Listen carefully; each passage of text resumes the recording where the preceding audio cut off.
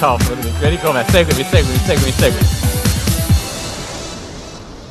Allora, buongiorno. gli facciamo un grande applauso, ha avuto un incidente 2 giorni fa. Ok, grazie mille, questo ti lasciamo tutto. Come stai? Muy bien, especially Yeah, when I come little bit better? Yeah, when I come to Italy, I'm always happy. Okay. So, Frederic, I just said you had an accident a couple of days ago, and so we were very grateful to have you here. So we talk about programmatic. After all the morning talking about the data, the market, and everything, so we want to go straight to the point. I'll let you go with your slides, your few slides, and then we'll chat about that. Okay, so I'm not trying to do an impersonation of Dr. House, okay. Your glory, okay? don't get me like I'm trying to get your attention on me, no. And keep your eyes on the slides and Marco's. And then you will run at the end of the presentation. Yeah, exactly. And keep your eyes on Marco's intelligence and the pictures that I put, and I'll comment, and you'll comment. I'll have something for you at the end, and let's keep time to tell a story about my love for Italy, and nothing to try to patronize you or try to be sexy with Italy, but that's a different story. So yeah, I think what we wanted is to talk about disruption. I think everyone agrees in the room we've talked too much about programmatic, but unfortunately we'll continue to talk about programmatic. And I think my idea was to take a step back on a couple of things. One, what is behind the changes of programmatic and the way we do advertising and marketing? And I think it's around 3 or 4 or 5 principles. Then how the landscape should be seen differently because of experts in the room and also experts like you that steer up ideas and put the finger on what exactly matters now as opposed to 2010. And then I have a word that is saying basically we're moving from programmatic 1.0 to programmatic 2.0. And if you don't know what is programmatic, then you have a problem because something is going to happen.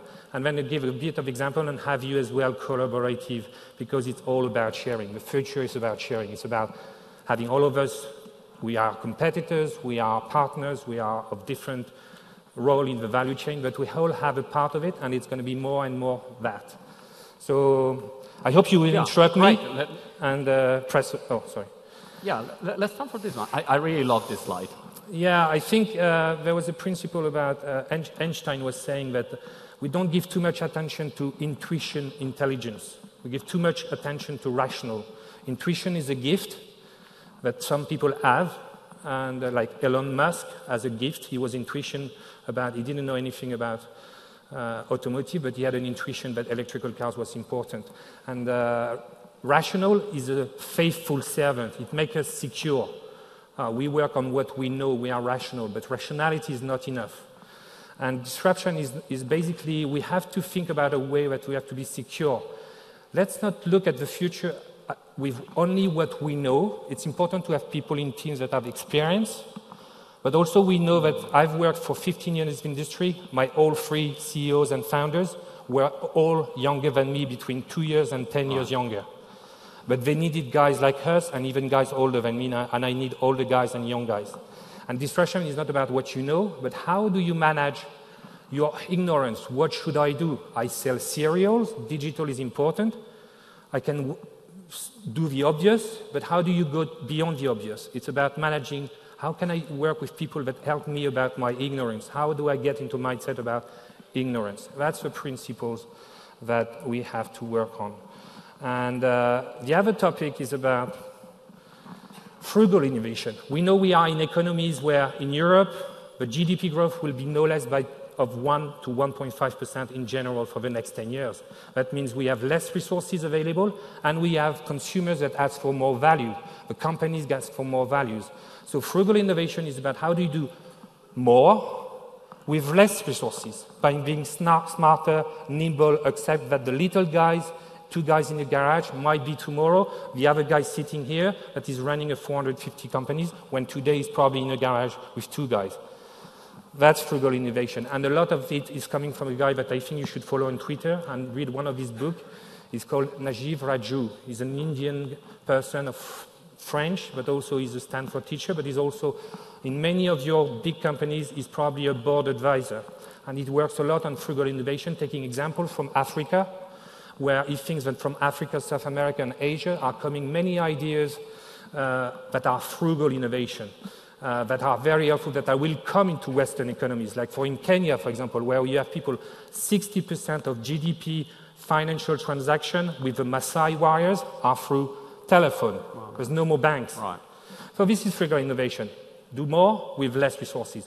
Also the fact that when you think about competition, it's like Moore's law on chipset, hardware, computer chipset.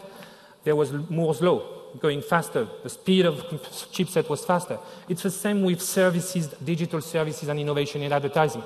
The problem we have, or we all face, is that there's always new change and we are fed up about it. Some people, some CMOs that I know, or publishers that I know, or agencies are saying, I have enough. There's always new guys coming, proposing new ideas. How do I know what's what? And I need Marco to clarify that. I need an expert from Italy, from America, from Canada, or Asia. And competition comes, when you think about competition gap, is that most of the people in the market, like all the automotive guys, basically they do catch-up innovation. They will do electrical cars. But there's Elon Musk doing this. In hotels, Accor, Hilton, they do catch-up innovation. But Booking coming, and then after Booking, Airbnb comes in. They are frontier innovation. And we have to think about this. Am I in a company that might be a catch-up innovator? How do I become on some topic that I know I have value? I become a frontier innovation. Who do I work with?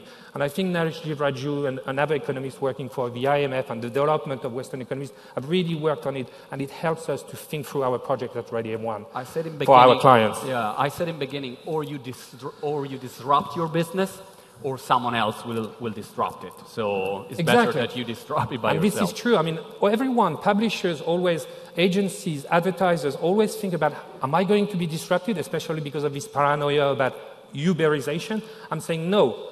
Just accept that we have a strength, but we have to maybe work differently on our management of knowledge and work with providers.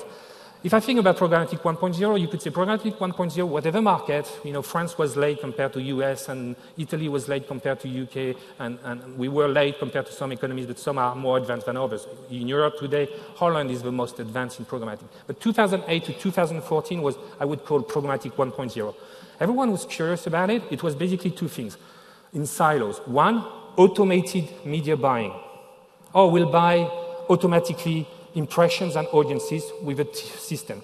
And then there was the other topic that people treated separately, data. And you had all these old companies, these new companies that make this noisy and messy environment. Every month, I followed that since I was in Dailymotion in 2007, 2008. I worked in 2008 with Rubicon and PubMatic. They were early stage yield optimizers. They were not called SSPs. Yeah. And there was the beginning of it. And it moved on, and every month, more and more and more logos, and everyone getting more and more lost. Who can I trust? And we arrived to this point. But after now, 2014, the truth behind the mask, behind this mask. I was in Venezia 2 weeks ago, in a shop where you can do your own mask, and I thought, actually, that's it. How can I have partners that trust that the mask I give them is not just a fake mask? Come and do due diligence. Go deeper. Use an expert. We use a consultant. Ask yourself, who is really am I working on? How do they give me an answer now, but also a solution for my business tomorrow, which is about, my business is about selling telecom, mobile, or cereals, or cars. I'm going to do that in 10 years, in 15 years. How do I make sure that I have on this? Who are the guys am I going to partner? I need not just one guy, I need a couple of guys. Yeah. And this is the truth behind the ads. This is the end of Programmatic 1.0. Most of the guys have done excellent, move step by step into it. They have made mistakes. They came back. They have made good choice, good. But they will change their solution portfolio of who do they work with. I'm trying to get faster.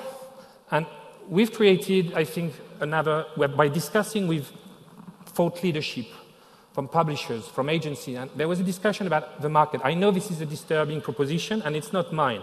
It's basically the discussion, the synthesis that we had with a couple of you guys in the market that are in the room that I've met in the last 2 years. We've talked with some people in the US, UK, etc., and we thought, what's happening? Basically, it's not a Lumascape that is this. It's basically a pyramid. At the top, you've got two gorillas, exceptional guys. I love these hegemonic gorillas. Yeah, I'm not trying to be offensive. I love my friend at Google and Facebook. We have all friends at there. They do an excellent job. They have excellent pedigrees, MBAs, and etc. They are smart. They have plenty of engineers. They can even pay people very high doing nothing. And they invent plenty of stuff. But they are hegemonic. Is it Google sponsor at IAB or not this year? Is there any friends of Google and Facebook? Good guys. I'm your friend. I love you. It's business, not personal. But basically, in 2 years, in some market, if nothing happens, they will have 70% market share. Game over. Publishers are tied up, agencies are disintermediated, and the little innovators, dead. And we'll all be here with less people doing only one thing, working for Google or be a provider or client to these two guys. So it's a kind of, dominance. I'm not talking they'll be abusive. Then you have the guys in programmatic that work on... Programmatic 2.0 will be about automating media and data together, multi-stream. Then you have these two guys that do over $1 billion in revenue. They do one thing, very clear, very simple, shopping intent. Criteo and Amazon do more than $1 billion in revenue. It's a way of categorizing. You can talk to everyone can do a PowerPoint with talking about programmatic, but then you have to say, okay, who are these guys? So Criteo and Amazon are doing a good job, very simple, very well, exceptional, grow, international growth, footprint, etc. And it's easy to understand. My mother can understand what Criteo does. She's upset, but she likes it. And I'm French, I love Criteo because it's European, and I love European companies.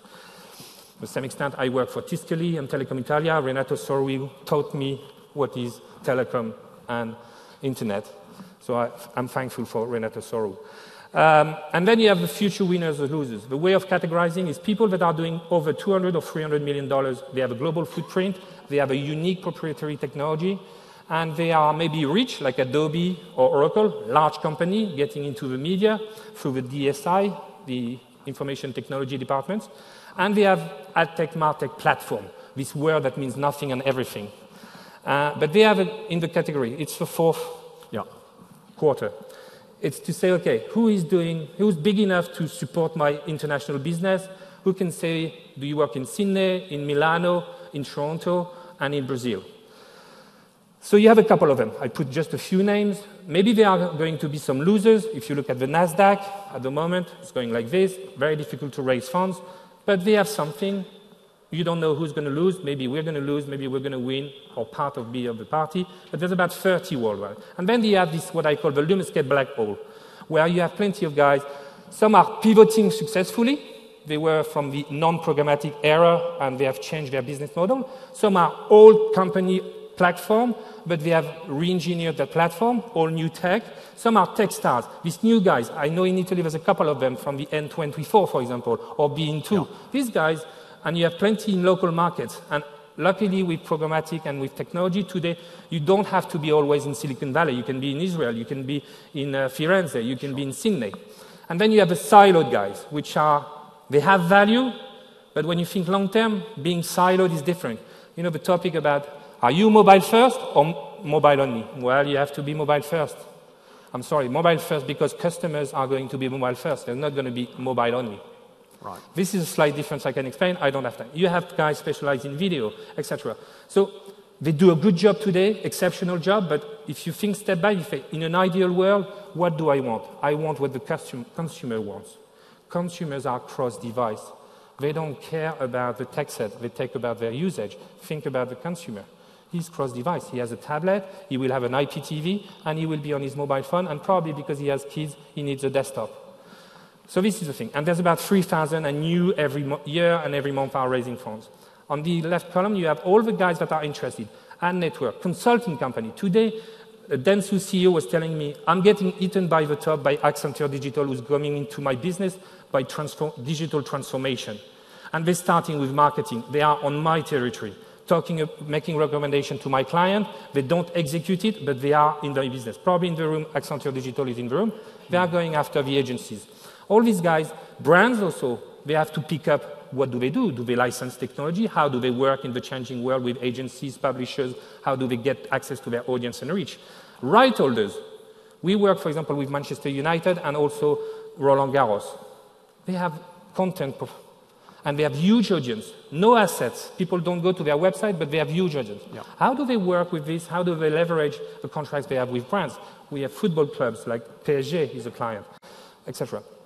Agency. I think people 5 years ago were telling me, agency is dead. I don't believe that. Right. So this is a proposal, and I think it's time to move from programmatic 1.0 to 2.0, and don't F *** your choice. I'm sorry, I'm in Italy, as it's the same as in France. We're trying to be polite. Don't fuck your choice, okay? That's it. Oh, so if Marco says it, I haven't said it, but I meant the same thing. He can say it, I can't. We have just 1 minute, so it's phenomenal, and it's very, very interesting, this part. I invite you all to go deeper. We'll give the presentation so that they can check. I have 1 minute left? Yeah, sure. So maybe this is just about Programmatic 2.0 is about the light. What do you focus on? Safety, scalability. Tools is not about looking at dashboards. It's what do you activate? What do you want to do? It's a business solution, not just looking at dashboards about analyzing. Collaborative work. Build. Not one guy is going to give you everything. Work with guys that are interconnect their platform together, and there's a few of them that you need. There's a debate about RTB versus direct. It's not conflictual. One is objective economy, the other is subjective economy. They can work together. But RTB is pure sweet economic Adam Smith economy. It's the rules. If you want to spend money, buy equities like buy Fiat shares, and I want to buy shares, we have the same amount of money, you can't work where you buy the shares €2 less than the market price, and I buy it It has to be fair, offer and demand. Sure. And the figures shows, the studies shows, the projection shows that it will be a world of both, but one direct is going to flatten when RTB, because it's in the best interest of publishers when you think about it, and brands. And mobile is actually showing the way.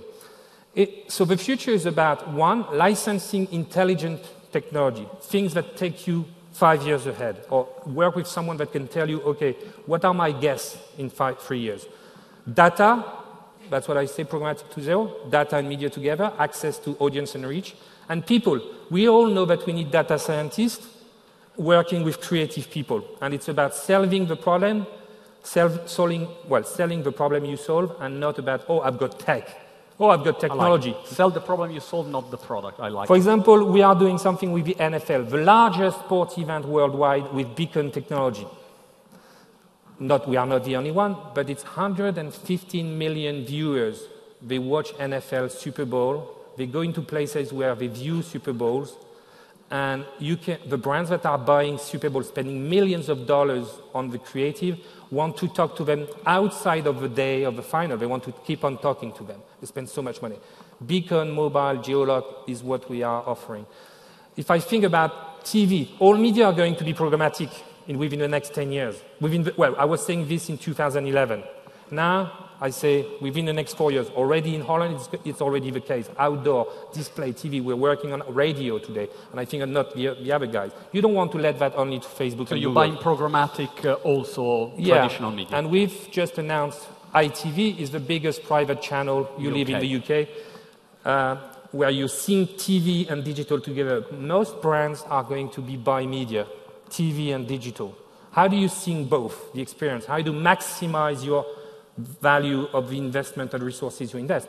So we've created this product with our platform. It's powered by us, but it's for ITV. How do they leverage faster what they can give as service for brands? So this is the kind of... we have a little quiz we want to make you share together today, and I thank you to have agreed on that, is that someone from Mediacom Global Digital Director, there's a bit of discussion. I had a discussion as well with a number of, you would say deciders that are all saying programmatic makes us look stupid. It looks like advertising and media people have discovered technology in the 1950s. Oh, informatic, 0 on 1. Let's call it programmatic. And everyone is saying it needs to be retired. We look so old-fashioned compared to the other industry. Financial market don't say, oh, we are doing programmatic financial. They say, we are doing financial market. So we have a little quiz outside on our booth saying, propose a new term. Maybe, I don't know what it is, but maybe 2,000 of us here, maybe even you have words. So there's a game there. Okay. Last thing, and then that's it. And you can also win something, I think. There's a quiz, and you can win like a drone. You win a big drone that you can pilot, make movies, pictures of your office, and etc. Cool. One last thing. It's not fake. I'm French, and I love Italia. After 10, 15 years sharing time with Telecom Italia colleagues and Tiscali, I thought that people were very surprised that I love Italy as French. Okay. And I'm thinking, why? I mean, I know we're different. We compete, you know, football and everything, and you have best food than we have, you know, the artless art of Italian cuisine, which I love. And I agree with 2 points with one guy in the room. I won't name him, but I will see him today. He's the president of an agency. And he said to me, cut the discussion. He loves, like me, rugby. That's why I've got this injury. And I was pleased the Italian people love so much rugby. He told me plenty of story every time he's at the Six Nations. And he was telling me, let's agree on something. Italians make the best red wines in the world. Sassicaia, Brunello, I love it. They make the best tartufo are Italians, not French. Tartufo Blanco. The best cheese in the world. Okay, we just agree on wine. And he said, but the French do the best white wine. Okay. So I brought an excellent Chablis. Well, it's supposed to be excellent. Wow. I want you to share it. Next year when you come back, you'll share your experience with this. Fantastic. We'll share it with all the IAB team. Frederic Bellier, thank you so much.